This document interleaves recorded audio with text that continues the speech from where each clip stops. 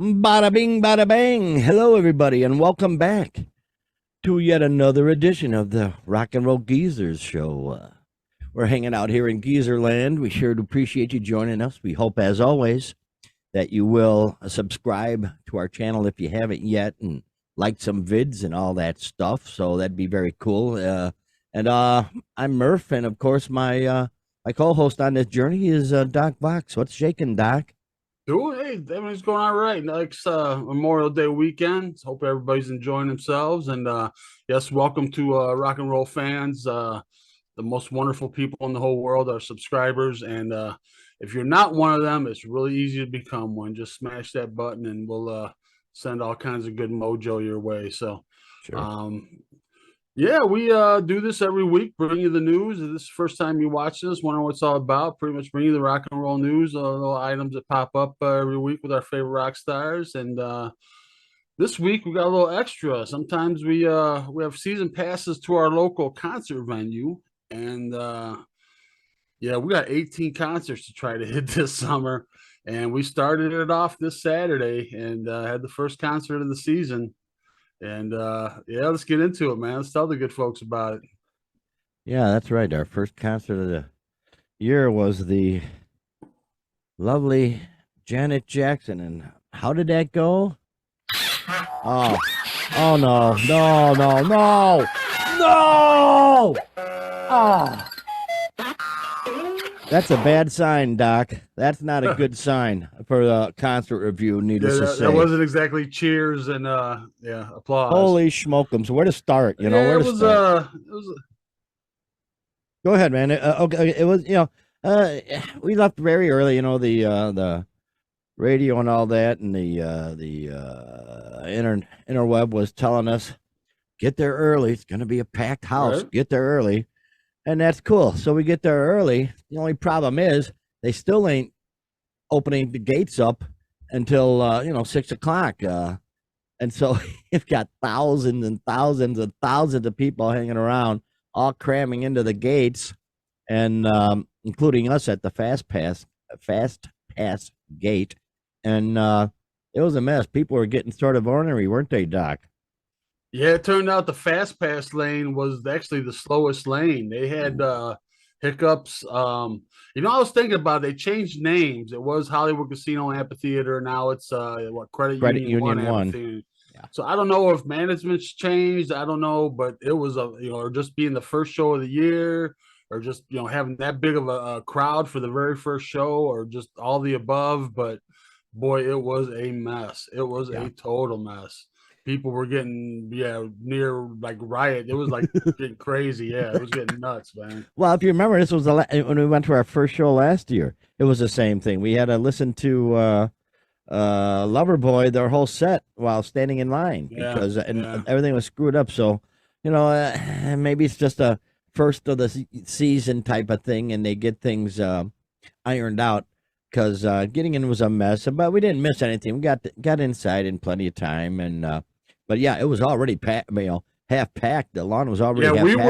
were like I said, we had the fast pass lane, and we were still pretty far back, and it was just there was no line control or anything. It was just an open lot and gates, and it was just the free for all. And it was just so people were coming in from all kinds of sides, and we ended up getting in a shorter line that popped up. I don't even know, but yeah, it could have been a lot worse. But It yeah, was a mess. we eventually got in. And started off, she had Ludacris open for her, but to start off the show, they had a guy, DJ Infamous was the guy's name. And I guess the guy's pretty well known. He's a Grammy winning producer and he's won some world DJ competitions and stuff. So I guess the guy's pretty well known. But Mm. they kind of played a mix of like 80s and 70s, R&B favorites, a lot of like New Edition and stuff like that, some Jackson 5 and stuff like that. So it was pretty cool. Got the crowd going pretty good. Well, yeah, he would play a melody of a song and then stop the music and let the crowd sing whatever part was next, and Yeah, they knew all the words. I mean, it was yeah, oh yeah, pretty wild. He had the crowd going like that. Don't think yeah. he played one song all the way through. I mean, He played bits and pieces, but Right. he got the crowd going. And by the way, it was a sold out show. Absolutely. Credit Union One Arena holds 28,000, so it was a sold out show. And yeah, he got him. The DJ got him pretty well worked up. Couldn't hardly see him. I mean, there was really no lights on the stage, hardly at all. Yeah, there was no set or anything to speak of, Oh, it's really. very odd. And then Ludacris came on, and that was a good time. I hope to see him again. When he gets to play a longer set, so maybe also playing mostly partial songs. I don't believe he was playing full songs, but No. boy, he was a fun entertainer, man. Great lyrical content, great beat. Of course, the fans all knew everybody knew his music, and man, it was yeah. He had one of his I guess early career buddies, sidekicks with him through the night. Playing along, singing along, or not even singing really. But Rapping nonetheless, along with him, yeah, the co-rapper. Well, I'm sure there's a name for it. He wasn't really the hype guy, but I don't know, whatever. yeah. So and he did a good, got the crowd going. The crowd was ready to get crazy. Boy, were they ready. Yeah, he had a DJ, so basically there's the three of them, and we noted how that's got to be like some low overhead, man. There's no band. There wasn't a musician to be seen all night. Well, yeah, and let's we'll go into that in a little bit. Let's move on to Janet and wow. Well, no, one thing with Ludacris, I don't know much about him, but it was a real good time. Like, obviously, everybody there knew all his hits. And he would just do kind of segments of the hits. And the one thing that irritated me, and it was a good time. I definitely had a good time with Ludacris, but he was such a, we haven't even started yet. And we haven't even started yet. It was like, dude, it's 40 minutes in, man. When are you going to start? But it's funny. But also, and then he came out with his big sneakers, his huge sneakers. That was really cool. He's walking around the stage with these huge monster sneakers on, and everybody's getting a kick out of that. And then he goes off the stage for a second, comes back on. He's got these huge arms. Yeah, that's from a video. That's from a video he put out. And in the video, he's got the huge arms and stuff. So yeah, that was cool. He was very entertaining. Call back to that. So, yeah, good back and forth with the crowd. Kind of, generally seemed to have a connection with Chicago. Kind of, Yeah, he said he had some kind of connection. A lot of the same kind of cliche stuff, but he was pretty good. He seemed a lot more spontaneous with it and a lot more, cracked us up on some of his lyrics. He had some great lyrics, man. Laugh out loud. Funny stuff. But it was very cool, and he was got the crowd. Oh yeah, the crowd was definitely going. Crowd hyped up and ready to go, and here comes the main act. Here comes Janet, and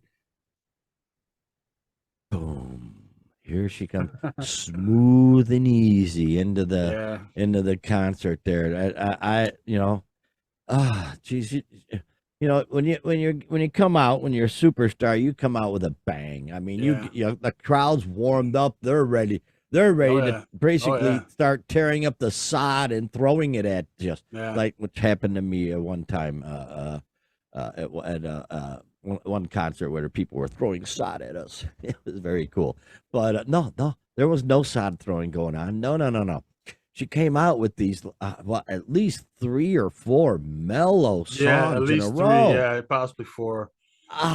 Geez, it was horrifying. I thought, man, wait a while here. Wait a while. This isn't right.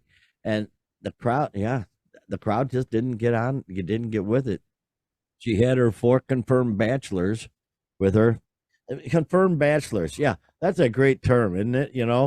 We're just guessing they're confirmed bachelors, but I'm gonna say they were. But she had her 4 dancers behind her, and like Rex Harrison in My Fair Lady.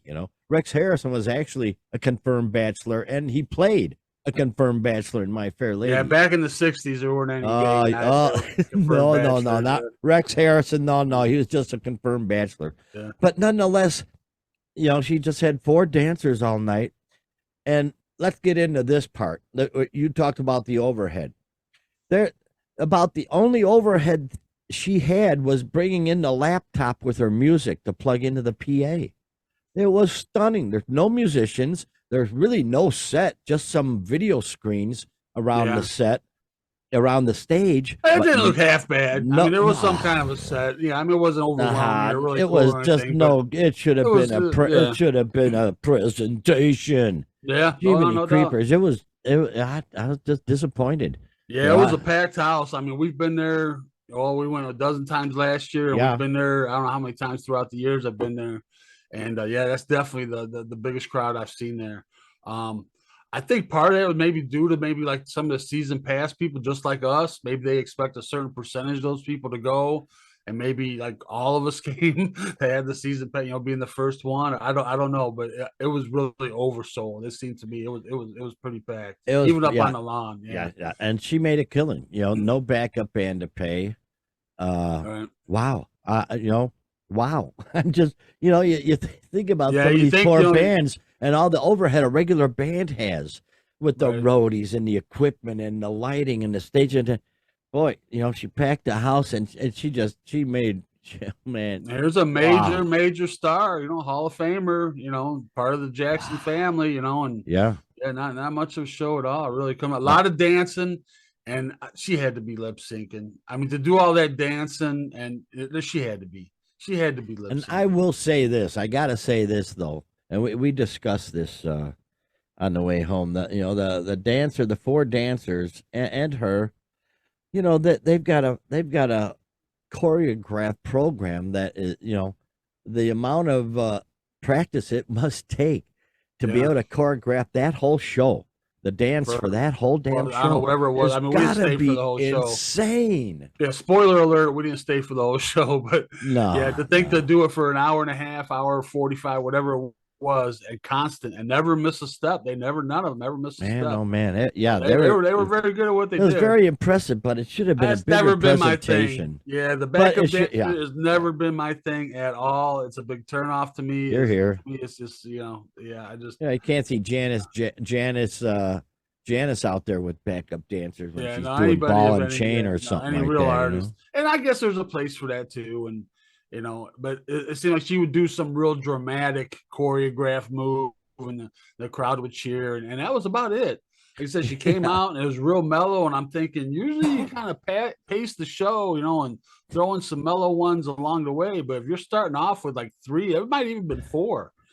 Just really smooth, then she quiet. Did kind of a little, she did a little medley of her 80s hits. What have you done for me lately? And Nasty and Control. But even that wasn't real powerful, It wasn't loud. It was a medley of them, and it was just kind of like, and there was like no interaction with the crowd. I think she said "Hello, Chicago" once, and that was about it. Thank you. Yeah, there was no real interaction with the crowd, no build up to any songs or anything. It was just her. What a bummer, but it was good. Guys dancing, so it was good to be there. It was good to be there. Pretty good weather, a little chilly, but yeah, like you said, man, full house, and that's probably our first full house since we've been there. Yeah, it was just. I think Kid Rock last year may have been. Yeah, that was the biggest crowd prior to this, I think. But one thing of note, I've never. Obviously, again, spoiler alert, we left early, and but we were there a good.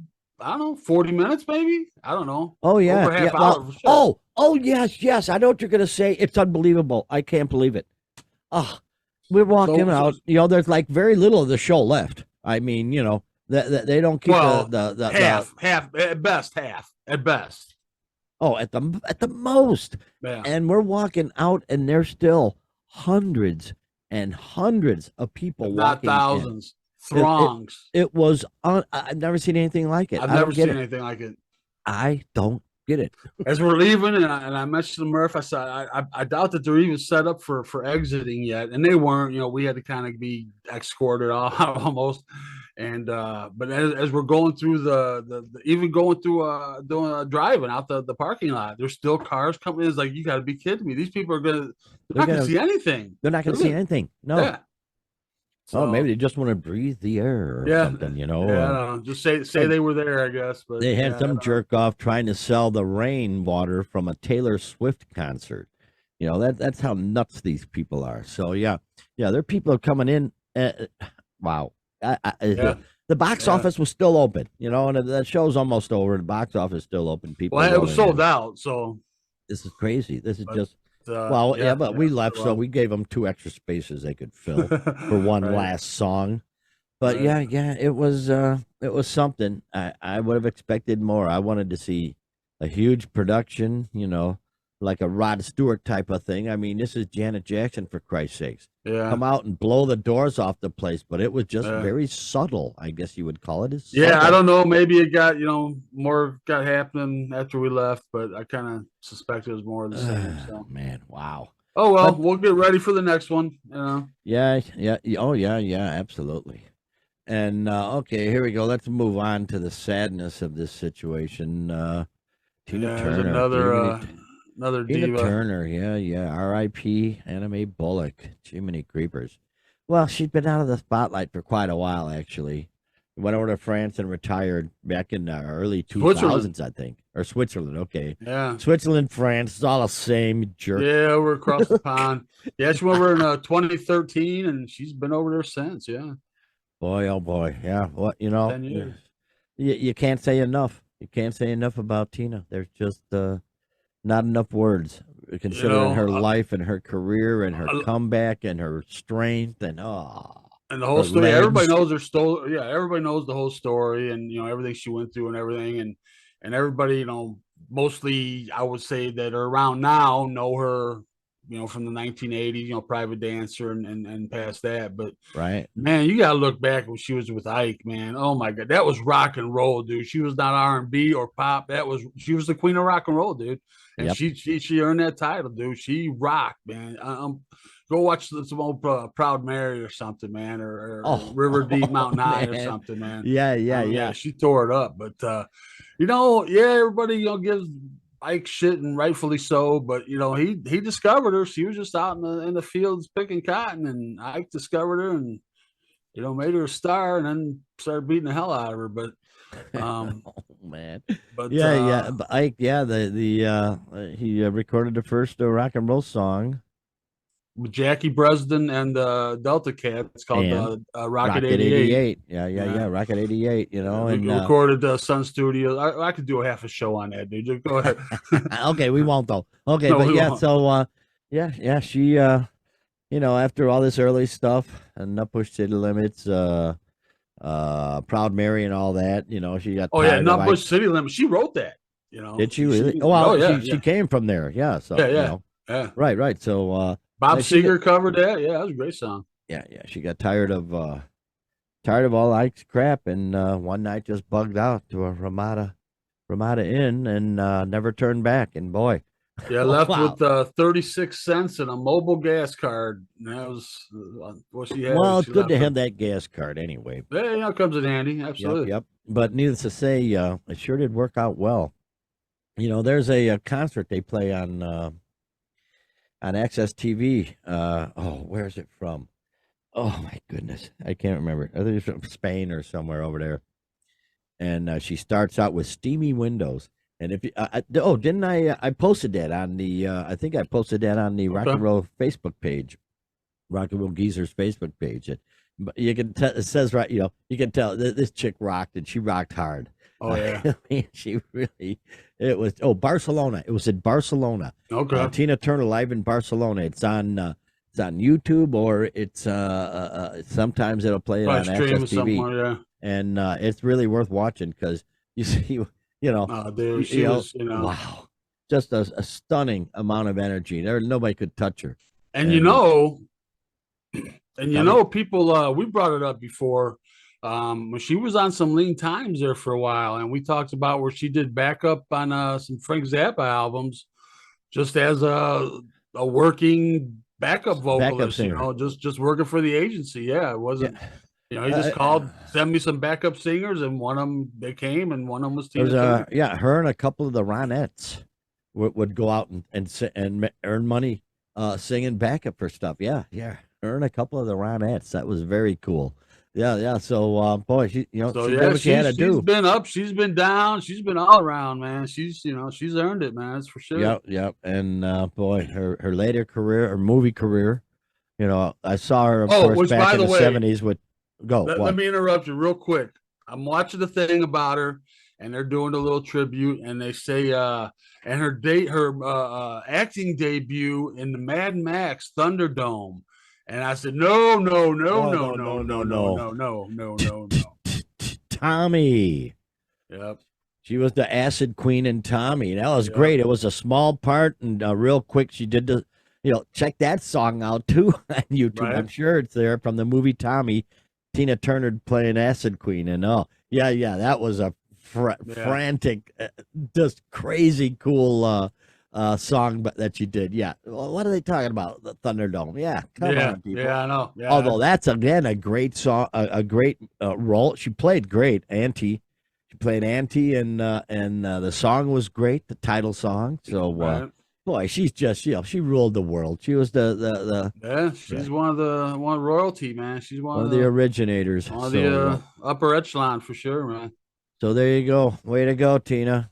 Freaking A, man. You sure did leave a legacy. Yep. And it's one that'll never be forgotten. Crying out loud. Jeez. Another legacy guy. That would be Jeff Beck. Jeff Beck. Yeah. Where is he? Where are you, Jeff? There you are. They did a tribute concert. Everybody's doing tribute concerts for anybody dies. They gotta throw a tribute together.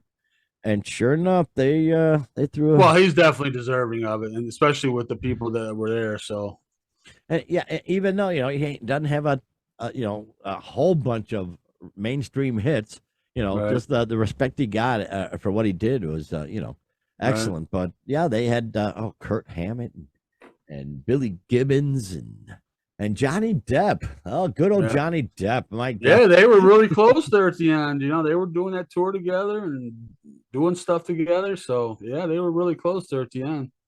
Yeah. Oh, and speaking of Johnny Depp, I gotta say, he plays with the Hollywood Vampires, with Alice Cooper and all them. Alice, how does Alice? Get That's time? right. How does Alice get the time to do all this? He's superhuman, man. He's superhuman. We'll discuss him later. Anyway, yeah. Apparently, Johnny sustained a painful injury to his ankle following his recent appearances, and he's been advised by his doctors not to travel. So the Hollywood Vampires have to cancel three U.S. shows this week. Does it say how he got it? No. See, that's the point. They don't. Maybe what did he do? Was he kicking Amber Heard in the booty or what? That's something. Maybe he slipped on a little deposit of hers that she left there. Or oh something. Man. But they're gonna they did the dates for July. But speaking of that, Alice Cooper, he gave when Johnny Depp was going through all this stuff with Amber Heard, he gave him some advice, and he said, you either have the best or the worst idea of all time. You and Amber should do a remake of the War of the Roses. It would be a bloodbath. Every day there'd be something in the paper about somebody throwing a shoe or something. Then to make it go over the top, have Brad Pitt and Angie Jolie as your lawyers. Alice is nuts. Yeah, like he doesn't have enough going on now. He's plotting out movies. Now he's giving legal advice to people too. He's the best. You got to take it too. If he gives you advice, take it. He's like the old wise one up on the mountain. Yeah. Indeed, wise one he is. What a nut, man! What a nut. But yeah, good stuff. Yeah, they had that at it was May 22nd, Royal Albert Hall. The big one over there in London. And, they had Rhonda Smith on bass, which still no. I guess our pal Tal Walkenfield is still with Incubus, I guess. But she's real happy with them. Yeah, and then Annika Nilles on drums. I'm not familiar with her, but he he didn't have any kids. Jeff Beck, he had no children. What a shame. Well, to each his own, though. But I'm sure that was a rocking good time, man. Oh, I got a big obviously Rod Stewart and Ron Wood were there, and all his old pals. So these talented guys should have kids. They should have offspring to pass it on. Yeah. Jeez, what the heck? Oh well, what do you do, man? There's not much you can do about that. Oh, but here we go. Oh, geez, one of our favorite guys, Roger Waters. He's great, I got a nickname for him. I got a new nickname. You do? Roger trying to get into hot waters. Ooh, Everybody baby. looking for Hello. Yeah, little yeah. You know, Chris everybody knows Berman this, nickname. Yeah. everybody knows the story. You know, he's Berlin didn't want his ass. They told him to get out of there. He sued so that he could do his gigs, and he won. So he Yep. played the gigs, and now Berlin. Um, here's the co-headline: the former Pink Floyd member is to be investigated by Berlin police over Nazi-style clothing worn at a recent gig of his in the German capital. Boy, oh boy. Oh man, they're going for. I didn't see the clothes myself. I looked, but I didn't see what clothes they were talking about. But boy, he's bringing Yeah, I it saw on a picture, himself. but it was kind of like from far away. You really couldn't. Yeah, you Yeah. couldn't tell too much. Yeah. I mean, did he have the SS uniform Yeah, or what? I didn't Come see on all already. the detail. And of course, he says yeah, it's he got shut down in Berlin and Frankfurt both, and oh, took action and got to play there. He won. He won the court action, whatever it was, the legal action, and so he got to play. And they let me go in there and stir up some shit. Let me go in there wearing a Nazi uniform, and oh gosh, what else did he do? He simulated with a rifle, right, with like a fake rifle or something, like shooting at the crowd. Oh gosh. He's Here, this particular segment of the show revolved around a character from Pink Floyd's The Wall who imagined himself as a fictional fascist dictator during a hallucination. When playing the character, Waters donned a black trench coat and wore a red armband featuring 2 crossed hammers. Oh, yeah, stir up shit, Roger. Geez, why not? Geez. And then put up the name of Anne Frank up on a thing. It's just you're just trying to provoke people, But I guess that's exactly what he's trying to do. He's trying to be a thought provoking artist. There's kind of a thin line between being a thought provoking artist and an asshole, and he's straddling that line pretty heavily, man. Oh man, jeez, yeah, he just can't help himself. I guess he just can't help himself. So. There you go, Roger. Good one, man. But yeah, like I said, as defenders, though, they're saying that it's satire. It's a take on the character from The Wall. The Bob Geldof character from The Wall. It's Well, like you say though, he's just stop stirring shit. They're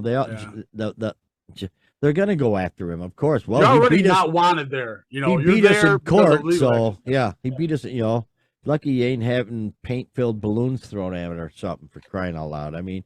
He's provoking his crap, so don't be surprised when they fight back. Even if it's obnoxious and ridiculous, they're still going to fight back. Good, yeah. Oh, here we go. A new one here. Hey, who's that? Well, that's producer Bob Rock. Indeed. Holy cow, is he in the news lately around the Rock situation? Yeah, he's kind of. He's been producing some of Motley Crue's new music.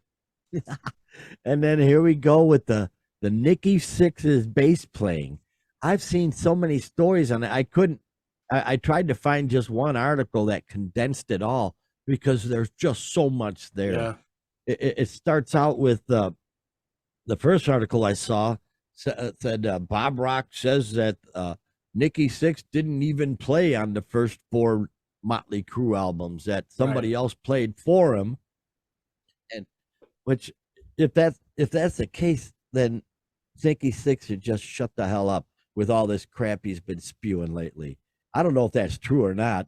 I wouldn't surprise. No. It was taken out of context, and I believe if you go no further, he says how that came about. He was giving an interview, and he says Nicky kind of was referring to his drunkenness at the time.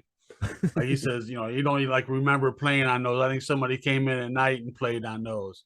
So he's giving that statement, and that's what they took. I don't remember.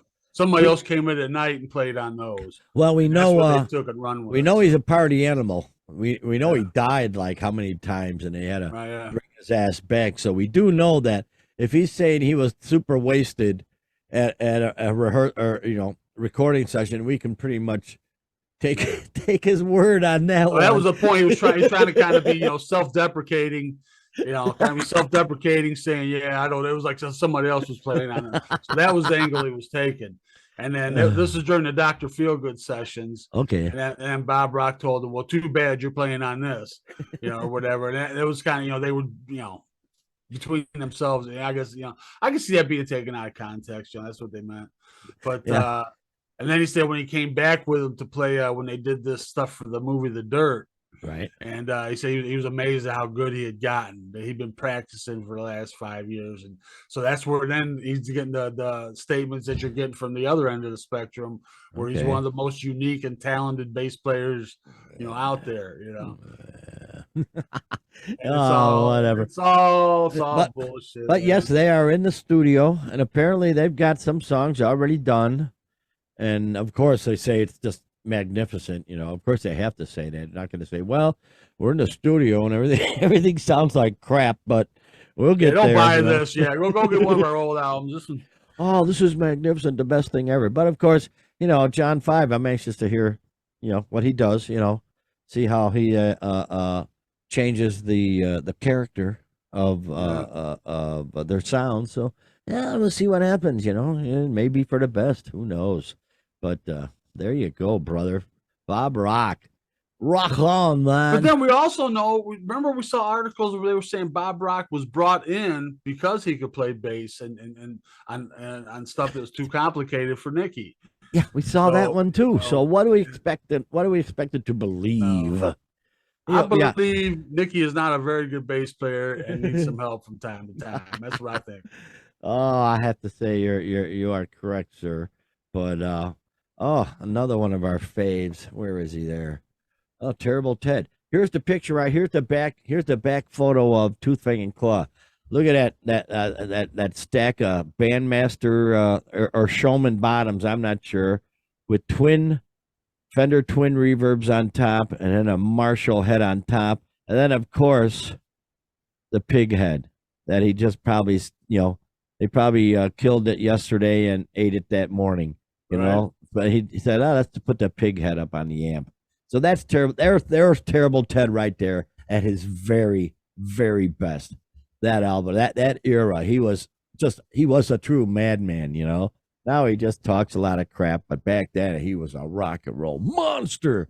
But he's been getting some crap from Facebook, apparently. They've been knocking down some of his videos for quote, violating community standards. Yes, which misinformation. Yeah, misinformation. Boy, misinformation. Jeez, we've heard a lot. We're not going into politics here, but we've had misinformation has become a really main word in today's vernacular. In today's society, everything's misinformation. And then most of the time, it turns out it isn't misinformation. It's true. But they gave a bunch of crap, and jeez, he's kind of proud of the fact that he's violating Facebook community standards. He wears like a badge of honor. So he says here, he says, Facebook, I am so proud that I've violated the community standards of Facebook, because if you don't violate the community standards of Facebook, you're a bad guy. Because their community standards are for bad people. Truth, logic, and common sense violate the community standards of Facebook. I have 36 million Facebookers who listen to what I said. And then he goes on, see what this is. Talk about the Michael Brown deserved to be shot in self-defense. He's going into stuff. Why go into all that? Just to stir up shit. He's just like Roger Waters, man. Just to stir up shit. Yeah, true that. Yeah. And he goes into, Clinton and Benghazi, and he just goes on and on and on. And, Barack Obama revived racism, and that's truth and logic. And, that's kind of stuff he's getting kicked out of Facebook for. So, I don't know. Again, just trying to stir up the shit. I don't believe anything should be censored at this point. It really. I don't either. Because you censor something and then you find out it's true, but then the damage is done, and this happens all over the spectrum, not just. Yeah, we saw that big time with the pandemic, man. Yeah, it's COVID. We saw a lot of that, but yeah, well. So, Terrible Ted, he can't help himself, man. He's got to put himself in the forefront of the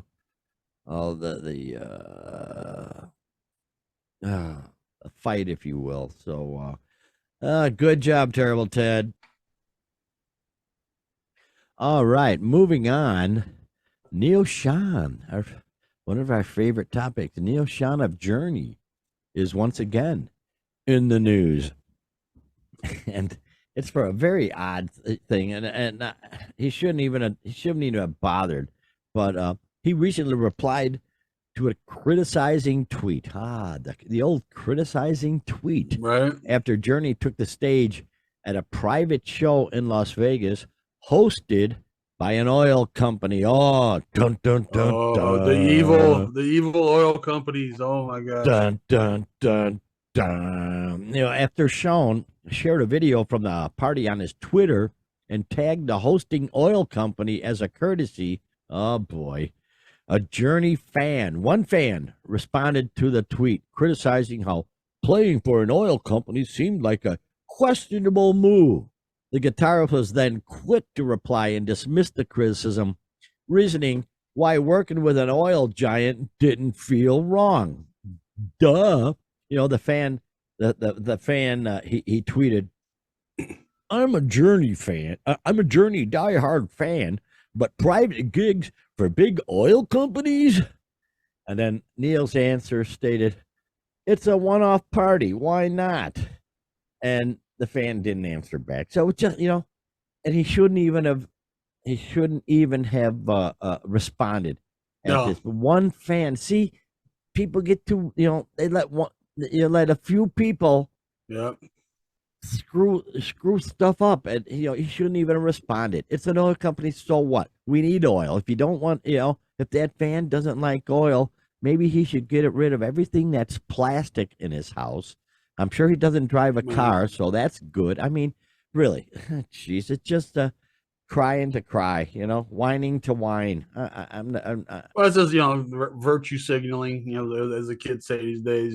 Just Yeah. Oh, those evil oil companies. Yeah, well, but why even respond? What good can come from that? What good can come from that? I'm sure maybe, I don't know if he thinks he's, just, defending himself. You know what, too? It just seems to me that Neil Sean is really insecure.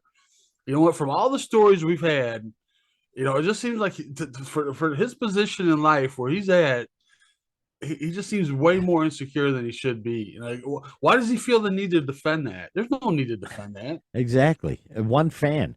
One kid, probably in his mom's bedroom or his basement of his mom's house, being really oil company. So what? Like, and it wasn't like that. There was like people piling on and agreeing with it. Yeah, man, whatever. No, whatever. What a dumbass. What a dope.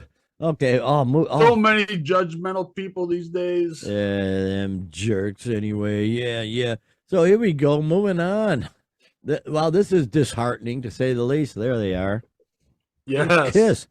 Kiss. They haven't seen them for a while. There they are. Yeah, canceled the first show of their upcoming European end of the road leg. And this sort of surprises me actually because they're loaded. They are freaking loaded, and yet they apparently have logistic. Boy, we talk logistics all the time, don't we, man? We always talk logistics, and they're having trouble with logistics apparently. So yeah, what caught me on this is, as we know, this is the ongoing, never-ending end of the road tour. This thing's been going on since 2019 or whatever. They say it'll end in December. We'll see or whatever.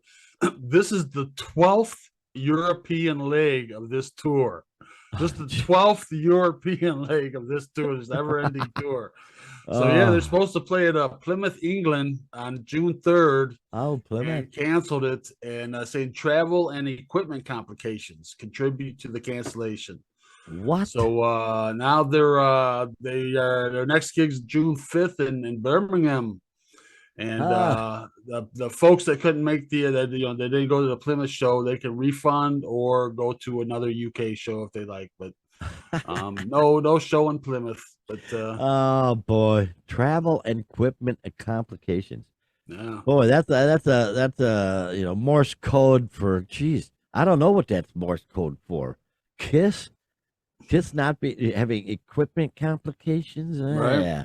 something's maybe They've done this a million times, man. yeah. So They know something's all the ins weird. and outs. So yeah, Something's weird about that. So yeah. I don't know what's going on there, but oh well. You it's know, they're Gene's looking fault. good though. They're looking They're good just there. screwing with Gene. Somebody's pissed at Gene for something. They're just screwing with I him. tell you what, yeah. Unbelievable. Oh yeah. Oh, here's something. This is Or sort of maybe it's a trans person that's upset with Paul Stanley over his recent comments. there you go. All it takes is That could one be to it. shut Yep, everything down. One fan yep, complained and they shut yeah, the gig down. There you yeah. go. That's all it takes, man. Jerks. Oh, here's a guy who's not a jerk as far as I'm concerned. Tom Johnston. Now, yeah, some of you may not know Tom Johnston, but you've heard him Oh, absolutely. thousands and thousands of times. The main lead singer for the early Doobie Brothers. So, yo, boy, China Grove, all those great songs. Yep, yep, And they're on their 50th anniversary tour right now. yep. And doggone it, he's come up with some complications. He's forced to drop off of the tour for a little bit. Let me just fire up the thing here. Blah blah blah. Johnson has been forced to drop off the tour due to a back injury. Oh, I know where you're coming from, brother. Oh my gosh, that will require surgery. He plans to return to the band once he's recovered, and he put out a statement. I hope for a speedy recovery and can't wait to get back on the road and continue doing what I love. So, yeah. I would love to thank Pat, Michael, John, and the entire Doobie Brothers band for covering for me while I recover from back surgery. I'm sure they will bring it every night, I'm sure, as they always do. So, yeah, here sending you good thoughts, brother. I hope everything works out. What a great American band, man. Are you kidding me? Yeah, for sure. Yeah, Oh, yeah. They're Hall of Famers. They got in I don't know 3 or 4 years ago, something like that. And yeah, they're out on tour. The original guys that really it's just he and Pat Simmons are really the only two original guys. But then also Michael McDonald, who of course joined them yeah. later, Oh, yeah. and he's Phase out. two. Mhm. So they were kicking off this leg of the tour in Hollywood, Florida, and right off the bat he won't be able to make it. So he's 74 years old. Man, Ow. if I was having back surgery at 74 years old, I don't know that I'd be so anxious to get back on the road.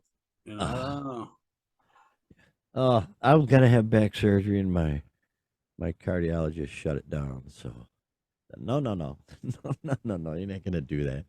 So enough of that. But I know what he's talking about with back surgeries. But here's a guy who don't need a back surgery, and that's our buddy Alice Cooper. Woo-hoo-hoo! Hey, Alice. Yeah, he's never gonna. We were just talking about him, how he's constantly doing something, and he's just one of these. He's just a worker, man. He says the word retire is not in his vocabulary, and it's obvious by this guy's work schedule, and obviously he's been sober forever, decades and decades and decades. But Yeah. back in the day, man, he was I remember him sitting on a throne made out of Budweiser cans. Right. He was a big Budweiser fan. Yeah, they say back in the day you never saw him without a Budweiser in his hand. He had pretty a whole much. throne, made out of Budweiser cans. That's my kind of guy. But he says it's not in his word retire is not in his vocabulary. People say, why don't you stop and just play golf? Because he's an excellent golfer. Oh yeah, That's what helps him. damn near scratch. Yeah. And I go, I play golf anyways. I play golf every day. If there's a show, I play golf that morning, and then I do the show that night. There you go. He's found his comfort level right there, man. So yeah, you don't question Alice. He's gonna do what he's gonna do, and he's gonna do it as long as he 75 wants to do years it. old, and like I said, I mean, it's like Sammy Hagar. He's 75, and he's still going strong. And I don't know. I think he might quit before Alice, though. Alice, man, he's Wow. Oh, he says a lot of guys are quitting, but he says a lot of guys still smoke and drink. Says they're probably tired. Says I'm not tired. right on, man. Yeah. Yeah, And of course, we'll be seeing him this summer. He's seen him in the summer with Nita Strauss. yeah. I saw Nita Strauss a few pictures that she posted. She's in the gym working out, and all I can say is, expose them abs, Nita, when we see you.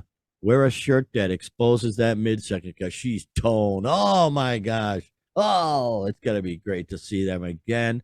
Oh, can't wait. But yeah, Good for Alice, man. Alice is never going away. He's like the best thing ever. So Yeah, if he's not doing freaking his own thing, he's with the Hollywood Vampires, or he's got something going. Always. always, always. Oh, here's a band who we've never heard of, but boy, oh boy, wowzer. The band's name is Quite a story, yeah.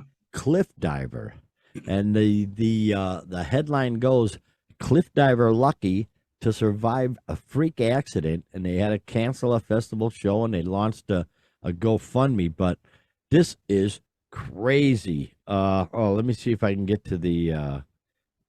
Let me see. Blah blah blah. Okay, here we go. We were probably the most excited we ever been to be spending the night together and getting back on the road, writes the guitarist vocalist Matt Ealer. We've made it almost an hour outside of Tulsa when everything changed in an instant. We were near Stroud, Oklahoma. Shout out to Stroud, Oklahoma there. Traveling westbound on Interstate 44 when at approximately 11 in the morning, there was an enormous boom sound that sounded like a cannon being fired as the entire front of the van filled with glass shards and dust. And he shares that the driver's side window was shattered and that Rogers, who was driving the van at the time, was knocked unconscious while the front seat passenger, Elliot Cooper, took hold of the wheel as Rogers' foot remained on the gas pedal. Oh my gosh. The guitarist note he was seated behind Rogers and began to shake his bandmate's body as he yelled his name in hopes he would become conscious again. At this point, we noticed that blood was spewing out of his neck head region and drenching his body and surrounding area. He continues, recalling that they were able to get his foot off the gas pedal and stop the vehicle to issue first aid, applying pressure to his neck and throat while trying to locate the direct location of where the blood was coming from. But once the bassist, he was the driver, he got hurt. He said once the bassist's condition was stabilized, the sheriff told the band that a large steel chain link was found lodged in Rogers' neck, and that it was likely that a semi truck was pulling a trailer that had a load-bearing chain strap that had snapped under pressure, launching the chain link like across the interstate and through the van window and into Rogers' neck. Oh my God! Oh my God! Oh my God, man! Oh well, yours truly was I drove the big rigs. I drove semis, and I know exactly the piece of thing they're talking about where you strap down the a winch to strap it down. But you're supposed to wrap it, once or twice to keep it from flopping open, so that they, it must have been improperly loaded. OSHA, improperly loaded. I'm telling you, I used to do that crap. But if that's what I'm thinking about, that is unbelievable. Really, right in the neck. Right, just think of the tension that thing's under, and it finally pops to have that kind of force, and then coming across at you, like a bullet, like a bullet, man. Well, it says regarding the extent of his injuries, the emergency center determined that Tyler's carotid artery had been punctured, his jugular was lacerated, he had fractures in his neck. How did he survive? Had lost approximately 2 liters of blood and needed emergency surgery. You think? Fortunately, it was determined that Rogers will not suffer from neurological brain damage as a result of this incident. Holy cow! That's a miracle he's alive. Oh my God! That's nothing short of a miracle. That guy's alive. So this article is on Loudwire, and they have a link here if you want to donate to these folks. Oh my gosh, that's horrifying. So needless to say, as a result, Cliff Diver's touring plans in support of their debut album too, have been put on hold, and they're utilizing GoFundMe, seeking to raise enough to cover the medical expenses of this poor guy. Jeez, wow. God bless you, man. Boy, God was on your side. You're even still alive. Wow. Wow, man. We just had that story a couple of weeks ago where a small band like that hit a moose, and here's another one. Just You figure all the time these bands put on the road, these Right. things, I mean, that's a Wow. freak accident, upon Them freak them accident. them things are heavy too. Oh boy. Wow. Wow, good man. Good for him. You're living, pal. So Yeah. you got to be happy about that. Jeez, that is just whack, Jack. Ah, I here we might have go. to check them out. I may, maybe Yeah, buy their album. I don't know if I donate, but I might buy an give it a album. little help. Yeah. Buy an album that you're helping them that way too, and you got some music to show for it. So there you go. But here's a story. Maybe you can go deeper on this one than I'm able to. The Garage Rock Chronicles. Oh Uh, yeah. it says here, a half a century after his Nugget anthology, Lenny Kaye leads a trio of anniversary celebrations, oh, geez, Easy for you to say. proselytizing There you for go. loud tunes of yearning and desire. So, what do you know So about yeah, this well, there, Lenny. Mike? Oh, I know a lot. Lenny Kaye was a guy early '70s back in the day, and he was kind of a record guy. He actually worked at a record store, and he had a lot going on. He ended up he was a guitar player in Patti Smith's band, but that's kind of what he's well known. But at first, Ah, he was a rock critic and worked in a record store, and he curated this compilation album called Nuggets. I have the CD box set oh boy, look Nuggets. at that. You may have seen Wow. that. You may be familiar with the that cover. You may have seen that before. I'll be And darned. it had all the old great songs on there. It was actually the original was called 27 songs on it. It's 2 record set. Came out in '72, so they're kind of a little late on the 50th anniversary actually. But it's called Nuggets Original Artifacts from the First Psychedelic Era, 1965 to 1968. And I had like the Standells, the Electric Prunes, the Ah, Blues Magoos, the Seeds, the Chocolate Watch bands, like psychedelic bands like that. The Nas, Todd Rundgren's band, the Nas, and it was kind of helped spark kind of punk, man. It really did. It was kind of everybody in that CBGB scene. It was kind of popular in that scene. Pretty much everybody had it there, and it was the oh yeah. garage rock that kind of laid the groundwork for what was to become punk. And And of course, the Blues Magoos, yeah, they had their hit, You Ain't Seen Nothing Yet. That was a big hit back in the 60s. the Seeds too. Oh God, Seeds, what was their song? I've been pushing too hard. I've been pushing Pushing too on hard. Me. Yeah.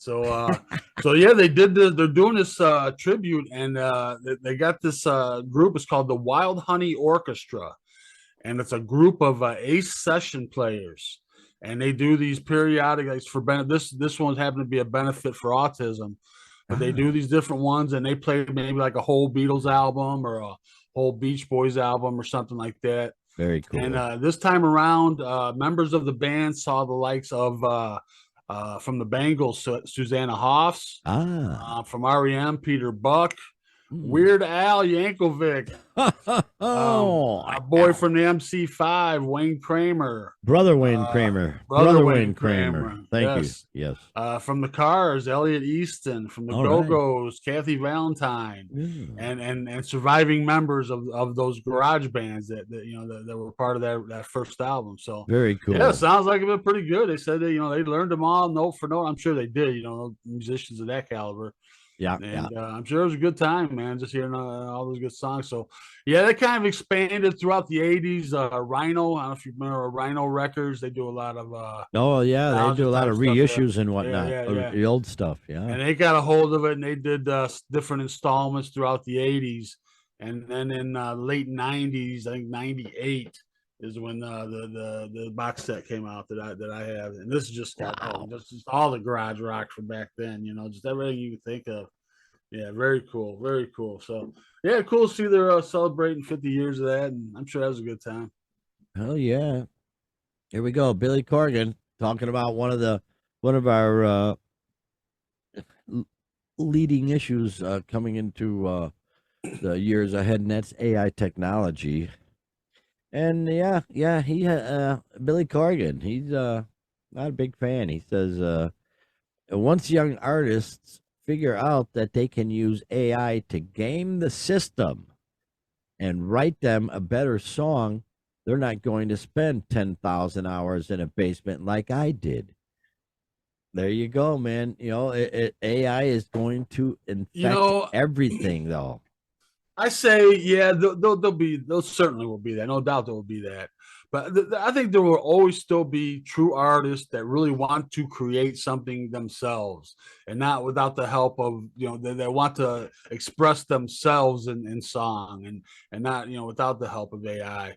But Right. yeah, I know the record companies, that's the easiest thing for them. So I'm sure that's what they're going to push, no doubt. But in the future, it'll probably be even more difficult than it is now to find good music. You have to really, because all the Well, crap they'll be pushing down your throat. But I may mess around with it just to see what I can do with it, just for the hell of it, just to show the show, what AI is capable of, because I can actually produce full songs by myself. I wouldn't need AI, but let me see what kind of oh, that's what stuff I I can think. do. Yeah, I wonder if even accomplished artists and songwriters will get stumped at a point and just have a block of, I can't think of a line to go here, and then maybe Sure. they'll put in the AI and see what it says, and There's so many ways it can I affect don't know. everything. It's so many ways it can affect the music industry. It's mind blowing. A lot of people are really throwing up the red flags, and a lot of people say, "Yeah, well, whatever." But either way, it's really going to affect everything. So it is what it is, man. AI is here, and we got to learn how to deal with it in a sensible way. Then you're right, though. We got to have people out there that are still going to use their heart and their brains to write songs. Because, yeah, sorry, computerized stuff doesn't cut it. So there you go, Doc. Man, another great show coming down the pipe, man. It's been a great week. Memorial Day today. We thank all the veterans who gave all in service to our country. So thank Indeed. you. You've given all that you've given every bit you can, and so we respect them today. We sure do appreciate their service to our country, as everybody should. And looks like we haven't got another concert coming up for a couple of weeks, so we got a few weeks Yeah. where we'll just be kicking back and see what the heck happens in the rock verse, the rock universe, if you will, because there's always something crazy going on. So have a good one, my man, and take us home, Doc. Sincere thanks to everybody who's watching. If you haven't subscribed and you think you may want us to be your rock news show, please subscribe. It's very easy to do. It's the easiest and best way to support us, really. So it really helped us out a lot. So of course, our current subscribers are obviously a much cooler class of people than most people anyway. So we'll keep bringing you the news every week, working hard for you, bringing you the stories. And while we're doing that all week, you guys have a great rock and roll filled week, and we'll see you next time.